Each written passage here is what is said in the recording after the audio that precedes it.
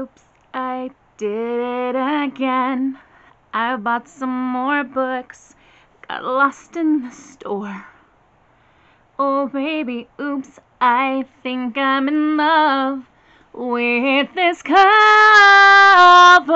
I bought more books again.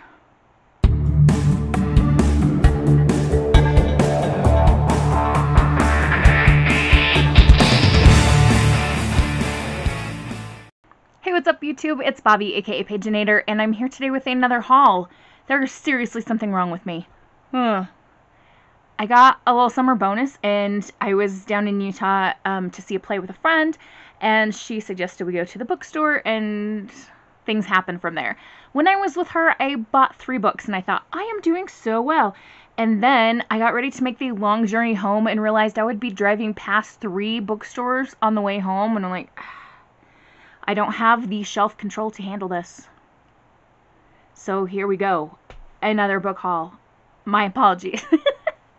So we're going to begin with Ash by Malinda Lo. This is the 10th anniversary edition. It's been out for 10 years and I have never read it. There is an introduction written by Holly Black, which is cool because I love Holly Black. This is a love story. Ash dreams only of escaping to the world of fairies, but when she meets the king's huntress, her heart begins to bloom. So I believe this is a female-female romance. This book is credited with, like, really pushing forward, like, LGBT in fantasy, like, and romance, like, a combination of that. Like, I don't know if that's true or if it's just things I've heard people say, but I've heard so many good things about this book that I said it's finally worth picking up a copy 10 years after it came out. Shame on me. The next one is an adult sci-fi fantasy, kind of, I'm not exactly sure which genre it fits in. This is Gideon the Ninth by Tamsin Muir. This is GA from Book Roast's Patreon book of the month of June, so I've got to try to fit it in this month at some point. Actually, I'm doing pretty good on my June TBR reads. By the time this video uploads, I am hoping to be done with all of my official ones, so that'll be exciting. Anyway, Gideon the Ninth. This is Air Awakens by Elise Kova. This is book 1 in a series. I believe this is an indie press. It involves elemental magic, and I want to read more books with elemental magic in them to help myself, because that's going to be part of the book I'm working on this fall. And that's all I shall say about this one. So here we have Never Kiss Your Roommate. This is another LGBT title for Pride Month. I'm always on the lookout for LGBT titles that I feel okay to put in my middle schoolers' hands. They're usually good with YA books as long as they don't go too crazy with the sexual content. So I will, of course, read this first to see how it goes. If it turns out that it's not okay for them and it's just something that I enjoy reading, that's fine as well. So this takes place at a boarding school called Seven Hills, and they have a blog that is devoted to, like, all the hot campus gossip, like couples, hot lists, etc. There's Evelyn, who is an Insta bestie with Seth just as they've arrived, but Evelyn is drawn to her gorgeous and standoffish roommate Noelle. It says, meanwhile, Seth has eyes and some serious heart palpitations for budding thespian and school flirt Jasper. Just as things start to heat up, the Watcher strikes. So it looks like we've got a couple of couples here, a couple of couples. And what kind of damage can a gossipy blog do to relationships? Probably a lot. But there we go, never kiss your roommate. It's good advice. This one, I will admit, was absolutely like a cover pick. Look at this. Look at this cover. It's shiny and like all of the things. This is Winter, White, and Wicked by Shannon Dittmore. The tagline says, "You won't survive this road without ice in your veins." This is, I'm not going to read the whole thing, but I will read the first little part of the dust jacket. It says, "Winter doesn't like the smuggler who's come to Whistle Stop. She doesn't trust him, doesn't want me to take this job." Sylvie is an orphan, and she is living on an island cursed by eternal winter and she takes comfort in the solitude of the roads that she drives in her truck and the favor of winter, an icy spirit who has protected her since she was a child. And that's all I'm going to share with you. In the interest of camera battery and time, I'm not going to tell you too much about this one.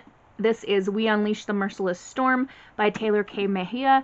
This is the sequel to We Set the Dark on Fire, which was an LGBT fantasy romantic kind of situation, and it ended on a cliffhanger, so I really want to dive in and see what this is about. If you haven't noticed, I have a lot of like Pride Month inspired titles here. Is just kind of what happened this time around when I went shopping. And no exception to that is Cool for the Summer by Dahlia Adler.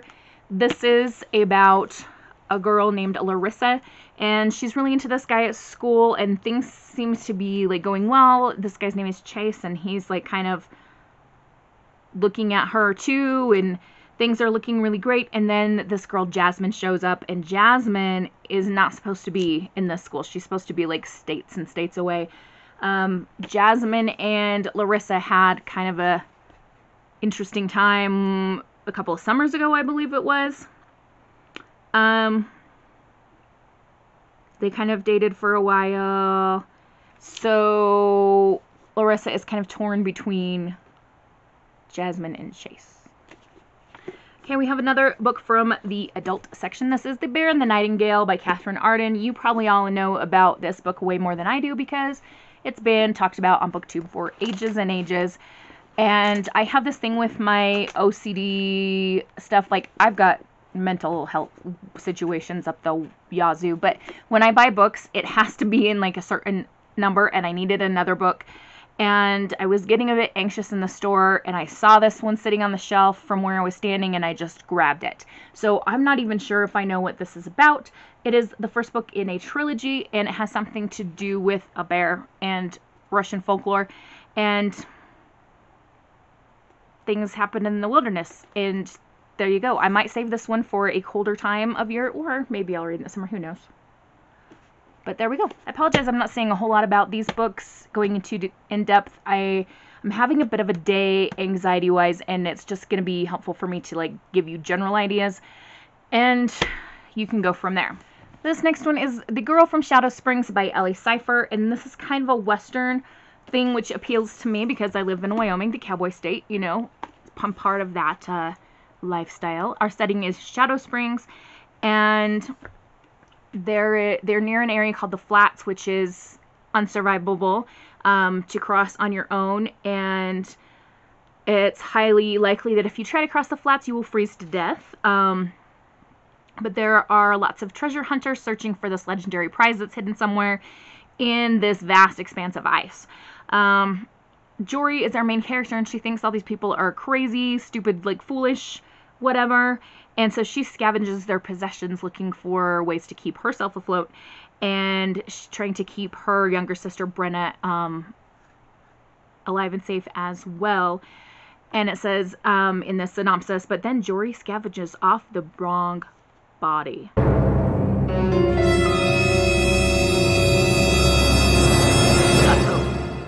Apparently, this dead man's enemy believes that Jory took something valuable, and he kidnaps Brenna as collateral. So Jory is going to have to try to get her sister back. This is another one that might be good to read in the wintertime, because can you see all that snow? But also maybe not. I don't know. It depends, because I'm very much a mood reader. Once I get through my official TBR, I'm just like, okay, this is what I feel like right now. So this could be showing up on a wrap-up sometime soon. Up next, we have an author purchase. This is Bookish and the Beast by Ashley Poston. I have read everything by Ashley Poston and absolutely adore it. And this series, that is the Once Upon a Con series, is darling. Where are my other books in this series? Oh, they're hidden behind some other things. I still haven't finished reorganizing, you guys. I'm so sorry. My shelves are such a mess. Anyway, this is obviously inspired by Beauty and the Beast, but it is updated. Rosie Thorne is feeling stuck on her college application essays in her small town and on that mysterious General San cosplayer she met at ExcelsiCon. Most of all, she's stuck in her grief over her mother's death. Her only solace was her late mother's library of rare Starfield novels, but even that disappeared when they sold it to pay off hospital bills. Our other character is Vance Raines, and he's Hollywood royalty. I believe he is in the one of the shows that Rosie really likes. Oh, he's hiding out from the paparazzi in a small town, and there's a library in the house. Oh,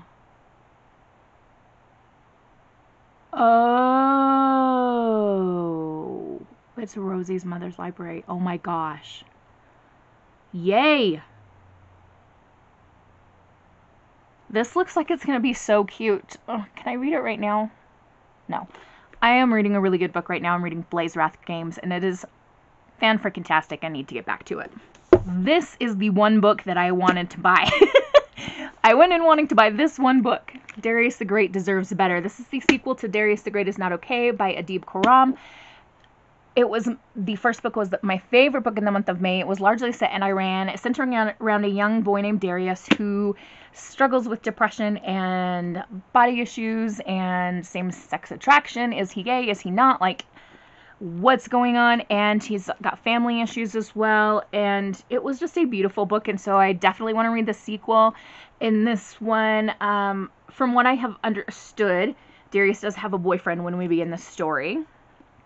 And he also has a best friend back in Iran that he met in the first book. And then there's apparently going to be another guy that might catch his eye. So we'll see what happens in this one. I'm so excited to read this. I can't even tell you how inspiring the first one was, and just made me want to go to Iran. Unfortunately, I can't, but maybe someday when the world is a calmer place. Up next, I got The Midnight Lie by Marie Rakowski. I was looking on some book websites for recommendations for fantasy books, and this one came up on a couple different ones. The little blurb says, where Nerium lives, crime abounds, a harsh tribunal rules, and society's pleasures are reserved for the high kith. Life in the ward is grim and punishing. People of her low status are forbidden from sampling sweets or wearing colors. You either follow the rules or pay a tithe and suffer the consequences. Nerium keeps her head down and a dangerous secret close to her heart. Excuse me, I'm sorry. But then she encounters Sid, a rakish traveler from far away who whispers rumors that the High Kith possess magic. Sid tempts Nerium to seek that magic for herself, but to do that, Nerium must surrender her old life. She must place her trust in the sly stranger who asks above all not to be trusted. And the last book I picked up is Unravel the Dusk. This is the sequel to Spin the Dawn that I recently read. This is by Elizabeth Lim, and this series involves sewing, creating fashion, as well as magic, and I really enjoyed the first one. I read the first one because it was part of G from Book Roast's Patreon book choice for the month of May. She didn't love it. I think I liked it probably better than she did. There were some things that I struggled with as well, but if you're interested in knowing all her thoughts, you can check out her information. I don't need to summarize other people's book reviews for you, but anyway, I enjoyed it, so I'm looking forward to the second one to see what happens with the characters and how they continue. Elizabeth Lim's new book, Six Crimson Cranes, is coming out this summer, and I really want to read it because I really do. But anyway, enough about that. I am going to try really hard to not go crazy buying books anymore. I feel like I have got oodles of books that are unread. I have not oodles of time, even though it's summer and I'm not teaching anymore. And I really need to focus on reading what I have here so that when it's time to write my thesis in the fall, I can dive into that and not be lusting after the books on my shelves all the time, wanting to read them instead of do work. It's probably a good idea. So, back to my current read, which again is Blaze Wrath Games. It is fantastic. I will talk about it in my June wrap-up for sure. And it has dragons in it, so they're waiting for me. And you've got other things to do. So have a wonderful, magical, and bookish day. Happy reading. Adios.